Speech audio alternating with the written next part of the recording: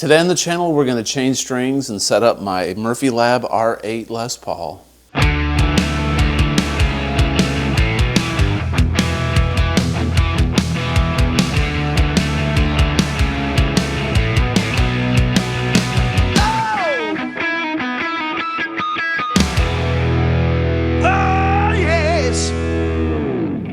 Hey everybody, welcome back to the channel. Today we're going to take a look at my Gibson Les Paul R8. This is a Murphy Lab guitar, one of my favorites in my collection. Sounds absolutely fantastic, but one of the issues that I'm having is the setup has changed. The weather and climate is changing due to the seasonal changes, and I have never set this guitar up since I bought it. I've changed strings a few times, obviously, but it's in desperate need of a setup. The action is slowly creeping higher and higher, and I noticed the other day that it's just, it's terrible. So I've got to get this thing set up. It needs new strings. I'm going to clean it up. I'm going to show you how to do it, or how I do it, and give you some tips and pointers on there. And hey, let's just hang out and do a string change in the setup. Cool? Let's do it. Okay, before you get started, it's always a good idea to get all your parts and pieces and tools ready for the job at hand. So what I've got here, got me a tuner ready to go. I've got a truss rod tool right here. This is my Gibson tool. I've got a small straight head screwdriver so I can adjust pickup heights. String winder, I've got a set of D'Addario 9 to 46 gauge strings. Those are my favorite. I've got some string cutters. And one handy dandy tool, if you don't have one in your collection, is one of these string gauge cards. This is like a metal card that has different heights and gauges and measurements on it, and I'll show you how I use that here in just a little bit once we get the strings on the guitar. Oh, and we'll need a Phillips screwdriver as well, so you can get the truss rod cover off the guitar also, okay? So, taking a look at the guitar itself, the Murphy Lab is here. This is a R8, as I said earlier in the intro of the video. And as you can see, I'm going to show you one of the issues. Sorry for the camera movement there. I don't know if it's going to pick this up or not, but this is the string action on this is super high. I mean, it's like a trampoline, and all the strings are really high on it. The high E especially is really high up, and I'll show you how to measure that once we get the strings on it.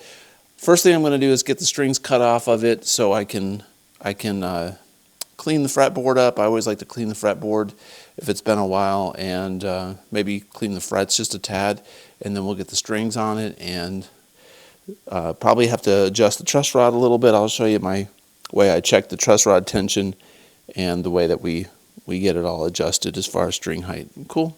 Let's do it. Okay, I don't mess around when I take my strings off. What I'm going to do is just loosen the tension up just a little bit, just to reduce the snap, okay? Just because I don't like them snapping at me. Cool, cool, cool. All right, we'll take the tailpiece off the guitar. I top wrap my bridges. I think top wrapping makes it slinkier, and it sounds cool, but just slinkier to play. So yeah, I top wrap. It's a little bit of a pain to get top wrap strings out of the tailpiece because they're bent over, but those are the issues we deal with as guitar players, right? Minor issues. It's all good. It's all good. I like this Murphy Lab tailpiece. It's all patinaed. Feels really cool.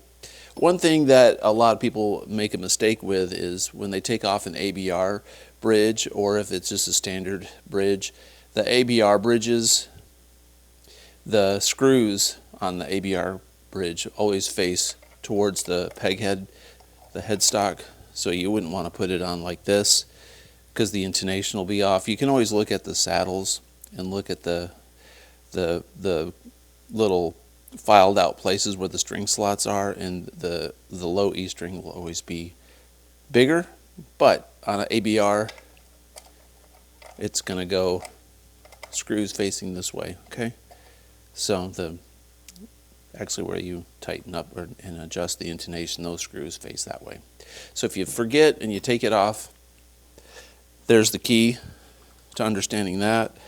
So I'm just going to take this off kind of haphazardly. One nice thing about having a relic aged guitar, if you put little dings on it or something, doesn't really matter. Cool. All right, so we've got these strings off of it. So what I'm going to do right now is I'm going to treat the fretboard. I've got some fretboard cleaner, and I've got this Dunlop deep conditioner stuff, and I've also got some of this. This is string cleaner and conditioner. We don't need that. I grabbed the wrong thing. Let's see, cleaner and prep. Okay, fretboard, cleaner, and prep. So what I'm going to do is I'm going to spray some of this on there. This stuff kind of gets the funk off of the fretboard if there's a lot of goo and junk. A lot of times I like to keep my fretboards a little grubby just because I think they feel more natural. I get used to the way that they feel, but every now and again I clean them up pretty nice.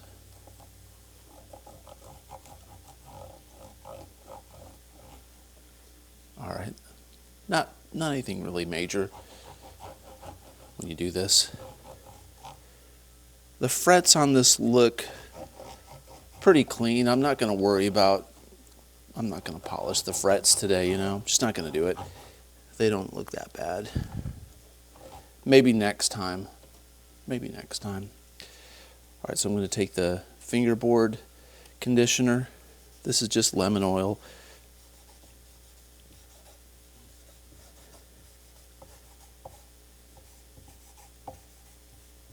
You don't have to let this stuff soak in super long. A lot of people think you have to, but you don't. I just leave it on for maybe 15 seconds or so. Let it do its thing. Just get enough on there so it's covers the entire fretboard. Okay, that looks nice.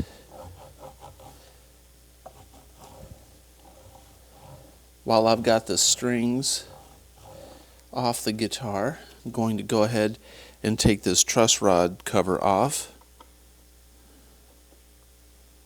I'm going to lay this stuff down right beside it. I do have a tray, a magnetic tray for screws, but it's completely full of stuff from another guitar I'm working on right now, so I'm not going to use my little tray. So I'm going to have to make sure I don't lose those little screws. Okay, so the truss rod itself, when it sticks out of the top of the guitar, looks like this, okay? So on a Gibson, you have a little truss rod tool, and it slides over the truss rod. Now when you twist it to the left, it loosens up the truss rod. When you twist it to the right, it tightens it up. So tightening it up will lower your string action, okay? Now, just because your string action is high doesn't mean your truss rod needs to be adjusted. It could be the height of your saddle pins, right? But usually it's a combination of both. So getting the right balance of truss rod tension and saddle height is important, which I'll show you how to do. Not too hard. All right, let me open up these strings. All right, got those ready to go. So what I'm going to do, I'm going to clean this guitar up just a little bit, real quick.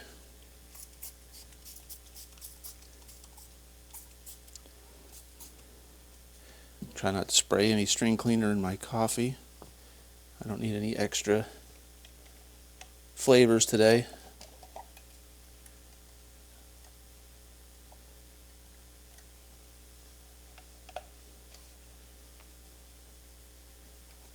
I'm not trying to make this thing super clean.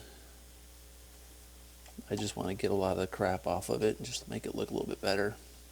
It's always a good idea to do this when you get strings off of it, because you can get in those areas you normally can't get to, right? Now what happens a lot of times when you're cleaning your guitars, you'll move these ABR pins up and down, and then your action gets all messed up, right? It's kind of a scary thing for some. Not a big deal, not a big deal. Okay, looks good. So I'm going to put the ABR back on with the screws facing this way. So what I do is this, I pull this one up a little bit, twist it up so it's a little higher than this, because your bridge is going to kind of set like at a rake just a little bit. It's going to be a little bit higher on the low E string side. So I just eyeball it. Going to adjust that a little bit more later, but I just kind of try to get it close. Okay. So first things first.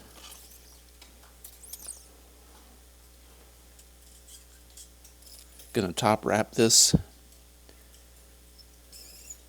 One thing that you can do is you can string your tailpiece 100% all the way through first, like this, before you put it on. Especially if you top wrap, that can be kind of an easier way to get it done, rather than try to top wrap it one at a time. Put the D string in there. Doing this without my reading glasses on. I need to put my readers on. There's the G. I drop my strings on the floor, the high E and the B. Okay.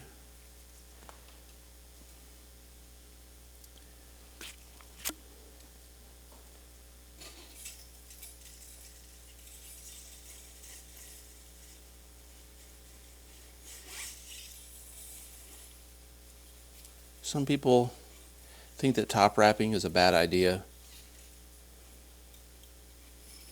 I just like it. Like I said earlier, it makes the guitar play a little bit slinkier, and I believe it gets a little bit more sustain. Okay, so we've got the top wrapped bridge on there. Now one thing that'll happen, sometimes this will slide off as you're doing this, so I try to keep tension on this at all times.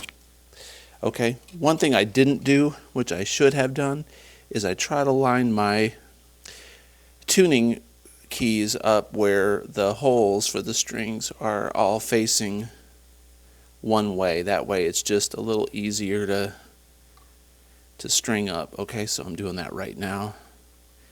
These were actually close on this side. Cool.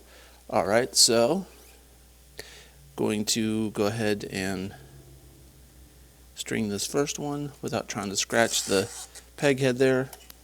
Alright, now this is going to automatically tighten up. So what I do is I leave about that much slack. You don't want a whole lot of slack on your strings.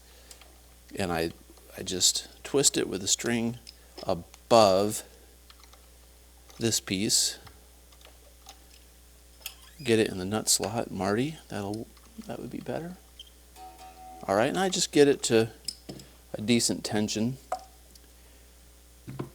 Not worried about it, then I'm going to cut it off right at the tuner. Right, so there's nothing sticking out. I don't want to jab a singer or somebody or myself later. So we'll grab this A, and we're going to poke it through like this. Alright, we're going to leave a little bit of excess here. It's not rocket science. There's many different ways to do this, but I think the ultimate goal is to have about 2 wraps, 1 to 2 wraps when you're done. Maybe 2 or 3 on the high strings, because they get a little bit slipperier.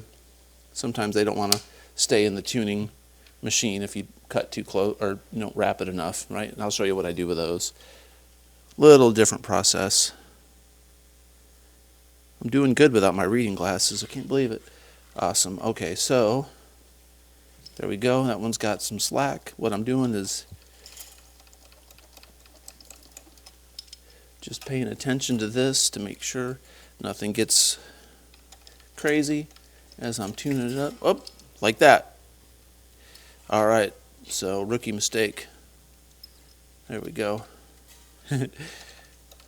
Experienced veteran mistake, I should say. Now, I swear, I'm rushing. I should be slowing down. Got caught on the saddle. There we go. All you guys are shaking your head. I can feel it. All right, one thing you want to do is check the saddles, make sure they're in real nice. That's what I'm doing as I'm stringing these up. When I said I'm looking for anything odd or anything wonky or strange, as I'm tuning this thing up, I'm looking at these saddles and making sure the string is going in place as I'm doing it. So you kind of have to keep your eyes on a lot of different things when you're doing this. Now for the G, do the same thing here. Make sure it's in that saddle.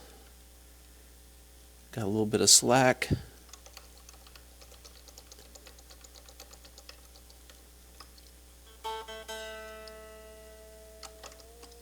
Okay. Cut this thing off close. Now these last two strings, I wrap them. I take it like this. I'm going to wrap it 1, 2, 3 times. Okay?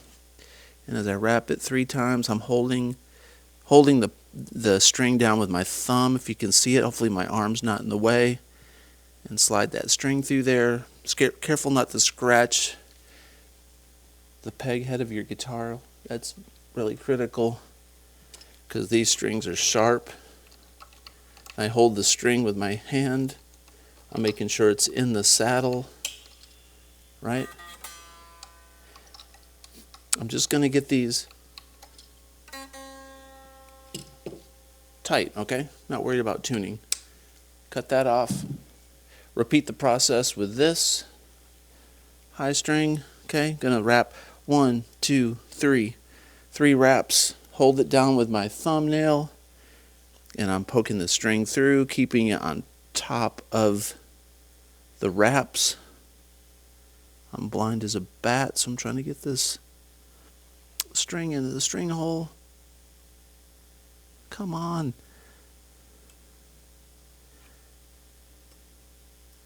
Getting old sucks. All right, there we go. I lost my wrap. I lost my top wrap. Or my wrap around there. This is the hardest string of all. They have a mind of their own sometimes, and they just don't want to cooperate. Especially if you're in a hurry or trying to show somebody something, they will make you so frustrated. All right, there, got it.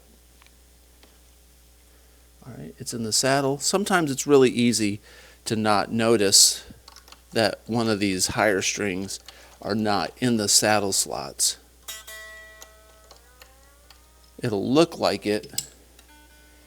Now what I'm talking about is this section right here. There's little grooves on the top of each saddle. So you want to make sure your strings are properly seated in those saddles. Like that one right there wasn't, okay? I just popped in there. That'll cause buzzing. That one just moved. As you're moving them around a little bit like this, getting them in there. Very, very important. Easily overlooked, and it's hard to see sometimes.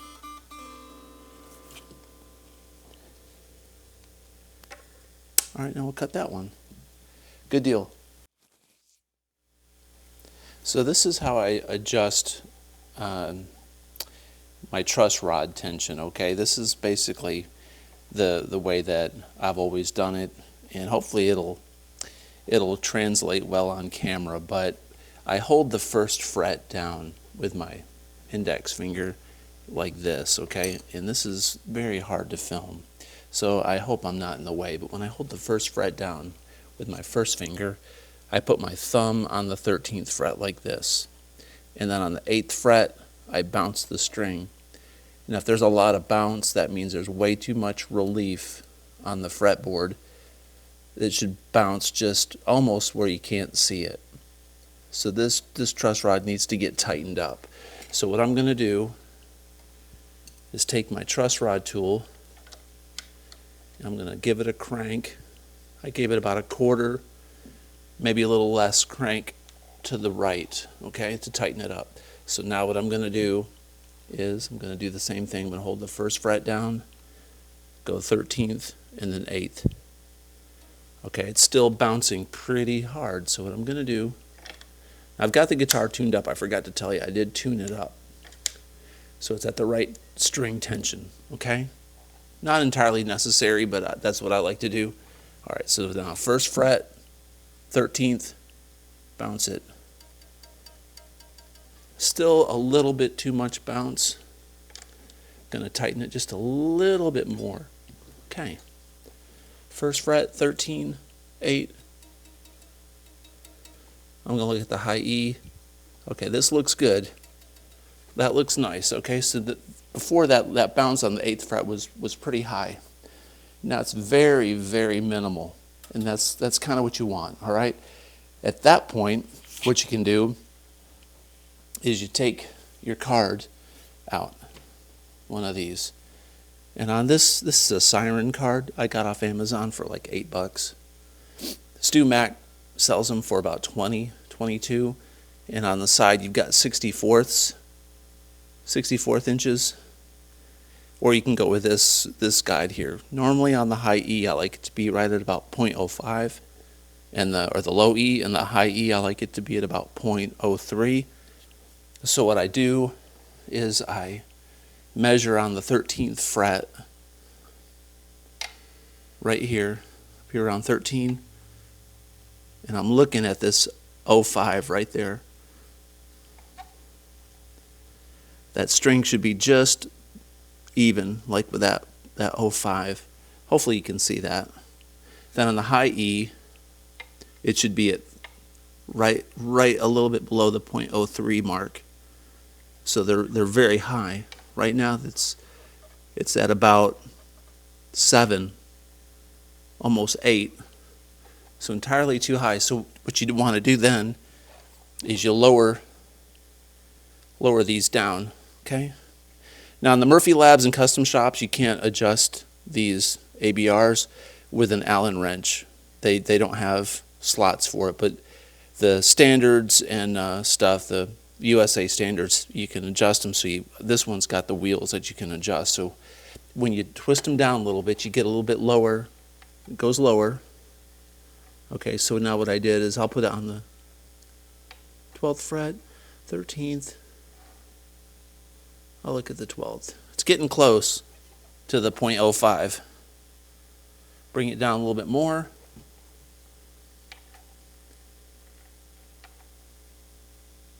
We're getting closer.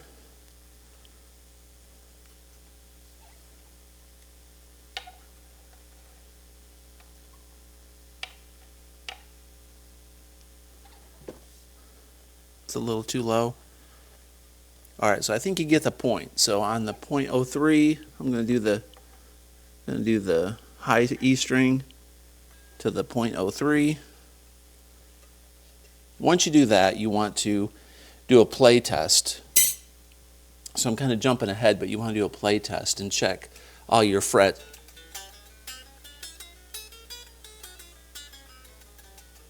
I usually check low 4 frets, then I do somewhere in the middle, then up high, then do a bend test.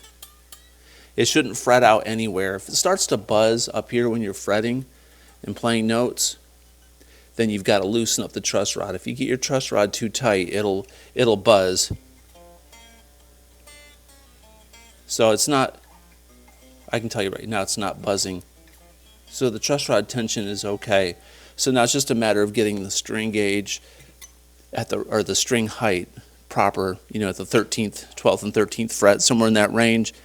Like I said, I go with about 5, maybe 4.5 64ths on the low E, and about 3, 2.5, 3 on the high E. I get as low as I can without getting any kind of buzz through my play test, and especially with my bends. And once you get that dialed in, you're set.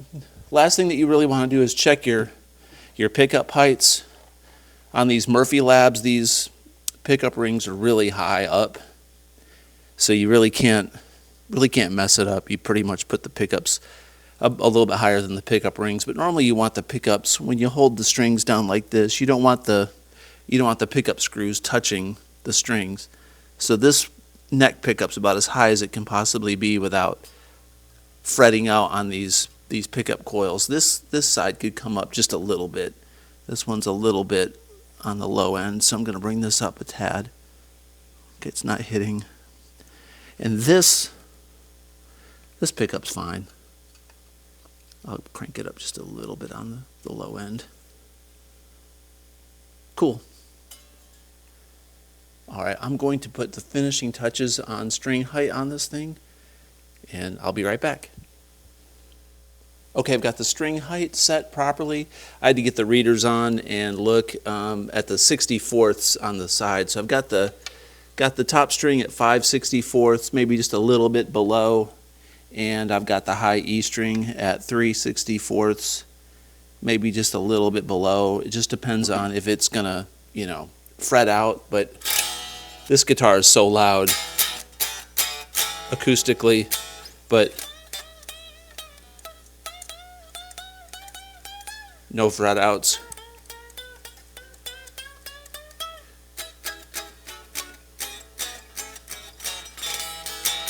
It's perfect. All right. In review, take the strings off, clean up the guitar, put the new strings on, adjust the truss rod tension based on, string bounce, and then adjust the string height with your measurement card. You got to have one of these so you can get the string height just right. You can eyeball it, but if you want to do it really accurately, if you get one of these, it helps out significantly. Make sure your pickup heights are right, correct. Make sure your strings are not hitting your pickups, but you want your pickups about as high away from your strings as they are from the 12th fret. The 12th fret to the string height is about what you want from pickup to string height, typically. Okay? Make sure you get your ABR bridge facing this way so intonation remains the same. Top wrap if you want. I think it sounds slinkier, but there's your setup.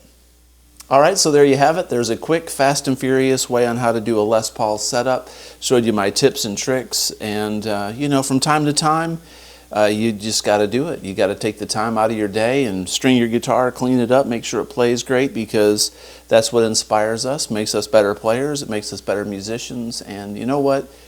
It's really not that bad. It's kind of fun. So if you like this kind of content, please consider subscribing, comment below, and as always, have a great day. Peace out.